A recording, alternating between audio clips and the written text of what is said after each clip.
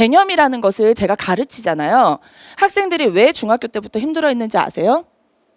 학교에서 선생님이 수업을 하죠. 개념을 정말 열심히 설명해 주세요. 저도 마찬가지거든요. 제가 학교에서 수업을 하면 애들이 막 모두가 눈을 반짝반짝하면서 제 얘기를 들을까요? 아니에요. 지금도 그렇지 않아요.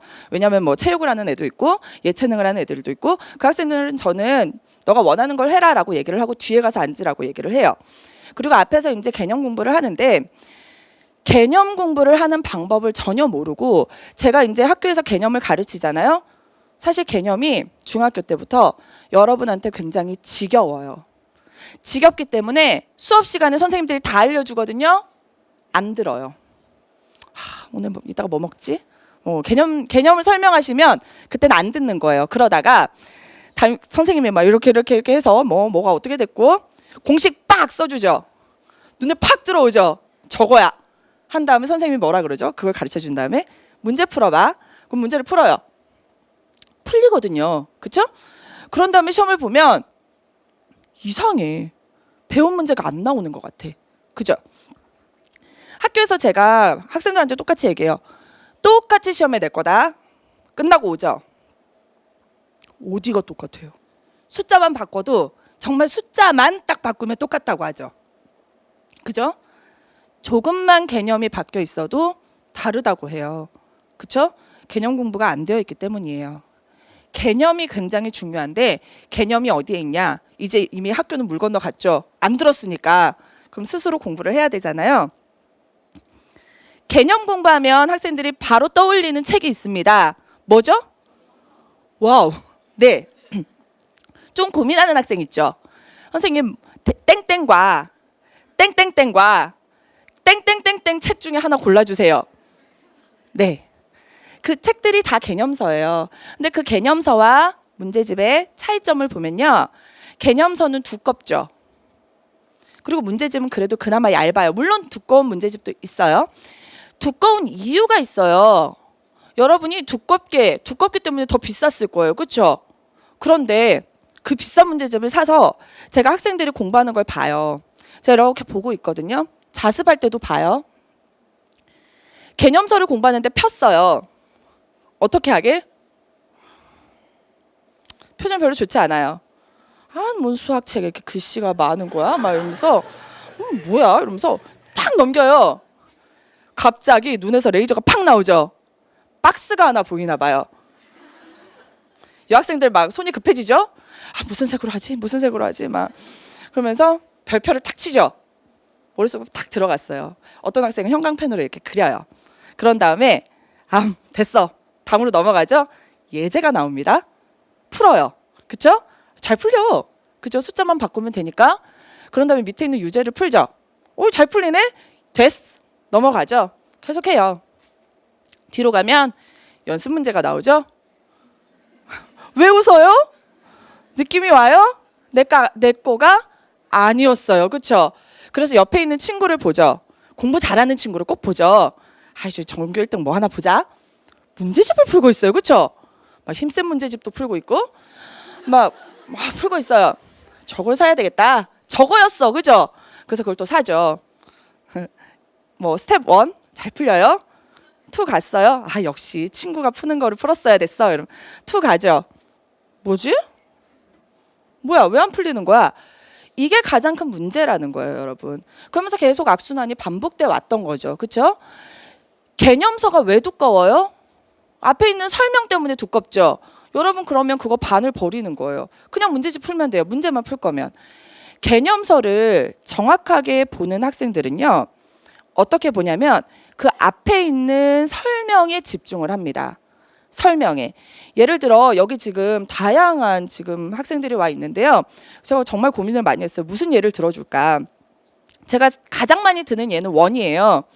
학교에서 애들한테 원이 뭐니라고 하잖아요. 뭐라고 하죠? 동그라미. 그럼 동그라미가 뭐니? 유식한 학생이 손을 딱 들죠. 저는 과자를 정말 많이 나눠주거든요. 학교에서. 학생들이 정말 원 없이 얘기를 해요. 저한테 정말 똑똑한 학생은 손을 들어요. 살짝. X제곱 플러스 Y제곱은 R제곱이요. 그러면 우와 막 이래요 학생들이. 네. 그게 가장 큰 문제점이라는 거예요. 행렬을 예를 들어 볼게요. 여러분이 그나마 좀 편애하는 단원이 고등학생들은 행렬이에요. 왜 그럴까요? 맨 앞장에 맨날 봤던 거야. 그런데 행렬도 정말 웃긴 건 뭔지 알아요? 뭐지 그거? 기억 니은 디귿. 합답형 문제가 나오면 뭐야?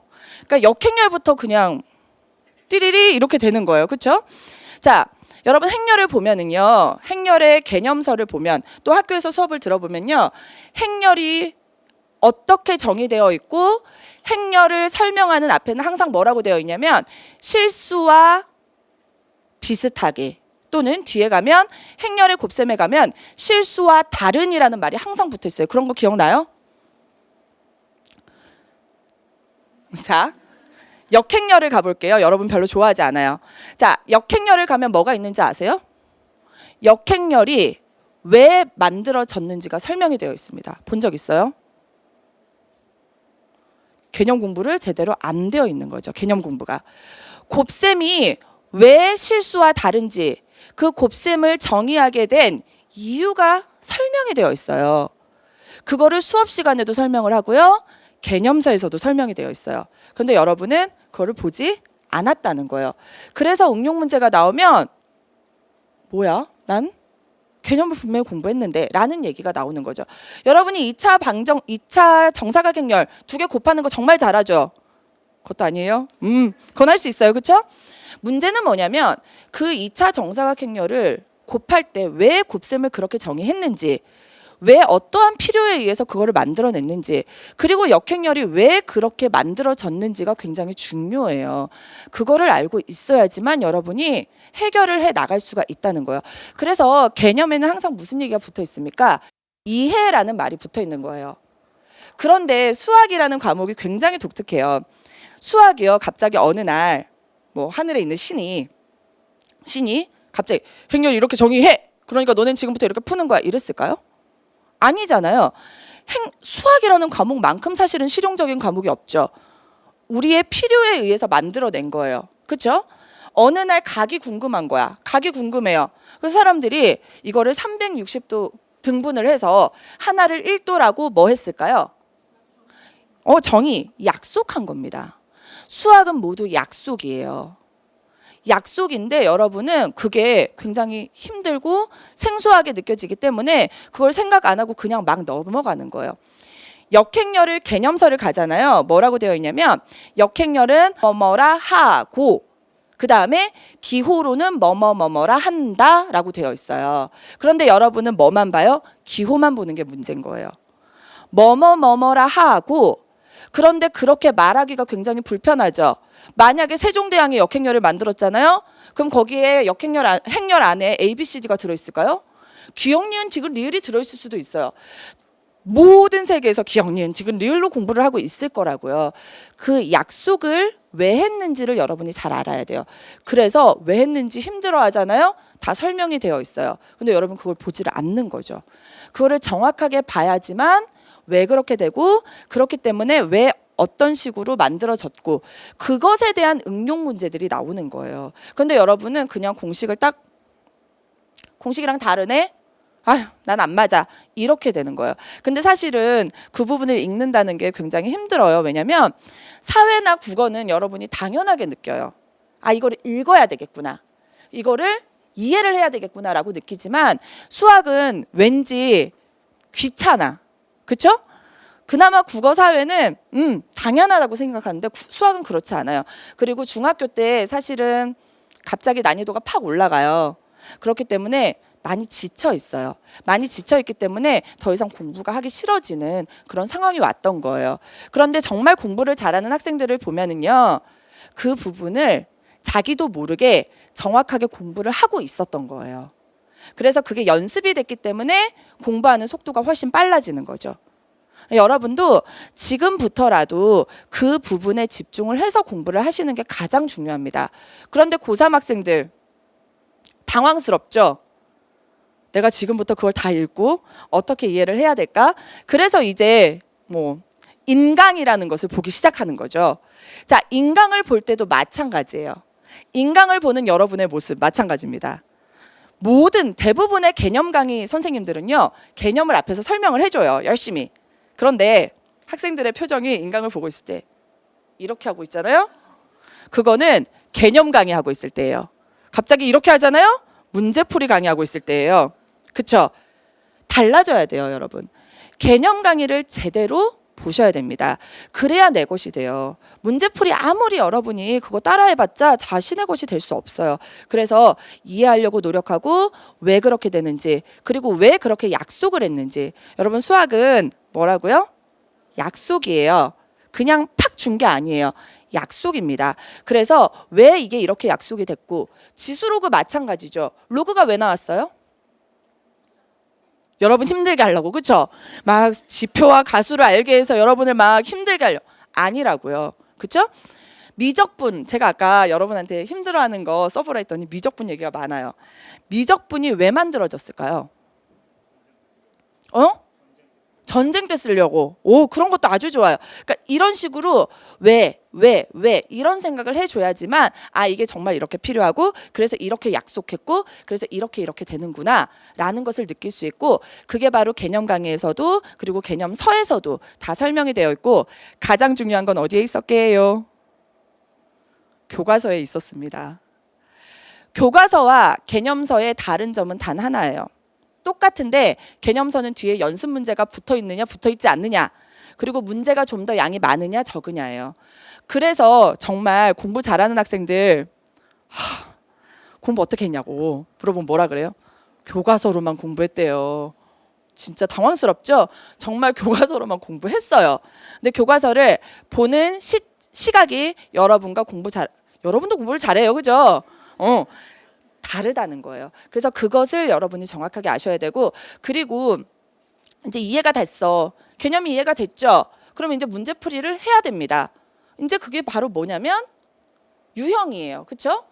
개념이 정말 수없이 많이 있으면 여러분이 필요한 문제들에 대한 유형 연습을 해줘야지만 시험에 나와서 시험을 잘 칠 수 있겠죠.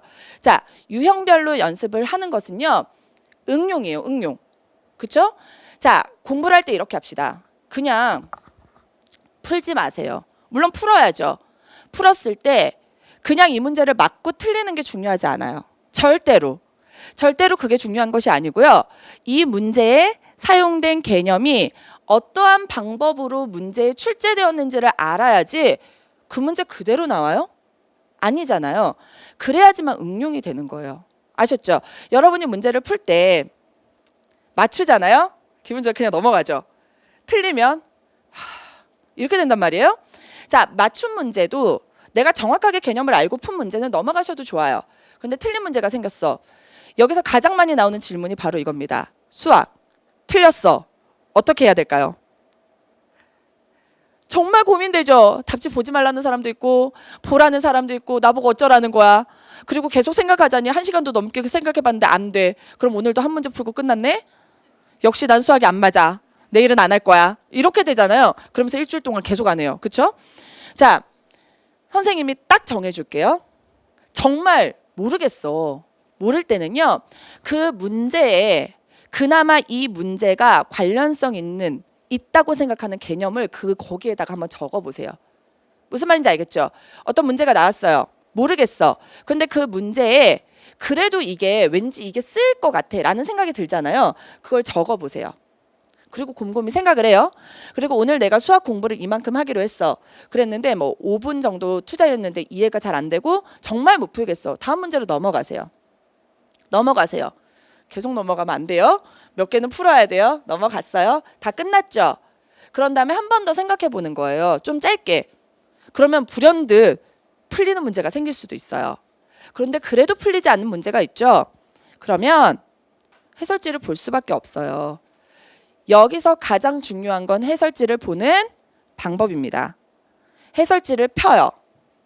내 연습장을 펴요. 그렇기 때문에 여러분 수학은 항상 뭐가 필요하다고 해요? 연습장에 풀으라고 해요. 자신이 알아볼 수 있으면 돼요. 자신도 못 알아보게 풀면 X. 자신이 알아볼 수 있게 풀어야 돼요. 그런 다음에 비교를 해요. 비교를 해야 됩니다. 왜 여기서는 이렇게 풀었고 왜 나는 이렇게 했을까? 또는 정말 손도 못 댔던 문제는 내가 개념을 어느 정도 적어놨다라고 하면 이 개념이 여기에서 쓰였을 수 있죠. 그러면 실마리가 풀리는 거예요. 아, 이렇게 됐구나. 또는 이 개념이 전혀 사용이 되어 있지 않아. 그러면 여기서 사용됐던 개념을 다시 가서 공부하고 오셔야 되겠죠. 이렇게 진도를 나가셔야 돼요. 무슨 말인지 이해되셨죠? 공부를 할 때 항상 그런 식으로 진도를 나가야 돼요. 여러분 1시간 내내 한 문제 가지고 생각할 시간 사실 부족해요. 그렇기 때문에 이따가 선생님이 살짝 얘기하겠지만 공부를 하는 목표, 계획 세우는 거 살짝 얘기를 할 거예요. 그때 나중에 다 얘기하겠지만 오늘 내가 해야 될 분량이 있으면 거기에 분량에 대해서 진도를 나가세요. 우선은. 그런 다음에 다시 한번 보고 해설지로 확인하고 이렇게 공부를 하셔야 됩니다. 아셨죠? 자, 유형이 확인이 되면 이제 여러분이 이런 얘기를 해요. 저는 내신은 잘 나오는데 모의고사가 안 나와요. 뭐는 잘하는데 뭐는 못해요 라는 학생이 있습니다. 실전 연습을 해주셔야 돼요. 실전은요, 유형이 다 끝난 다음에 하셔야 됩니다. 아셨죠? 실전에 가서야지만 시간 관리를 하시는 거예요. 어떤 학생이 저한테 물어봐요. 한 문제 푸는데 스톱워치를 놔두고 뭐 몇 분 안에 풀어야 될까요? 이런 얘기를 하죠. 개념도 안 되어 있는 학생이 이걸 하잖아요. 완전 망해요. 그렇죠? 다 된 다음에 실전에 가서 내가 수능 공부를 할 거예요. 그러면 수능에 맞는 문제를 선택하겠죠. 그 문제에서 그 문제를 가지고 똑같은 시간 안에 풀어보는 거죠. 무슨 말인지 아시겠죠? 그래서 사실은 여러분이 최종 목표가 뭐 내신은 그래도 어느 정도 학교에서 하는 걸 제대로 하면 할 수 있지만 수능이나 모의평가가 굉장히 성적이 좋지 않게 나올 수가 있어요. 그런 것들은 거기에 맞는 시험지를 선택하고 거기에 맞는 것을 공부를 하셔야 돼요. 그래서 실전에서는 시간 관리를 하고요. 그리고 내가 부족한 부분을 다시 한번 확인하는 그런 연습을 계속 해주셔야 됩니다. 아셨죠? 그래서 이런 식으로 여러분이 공부를 해 나가셔야 돼요. 아셨죠? 사실 별거 아닌 키워드잖아요. 그런데 지키는 게 굉장히 힘들어요. 그렇기 때문에 여러분 정말 이 악물고 공부를 해 주셔야 됩니다. 아셨죠?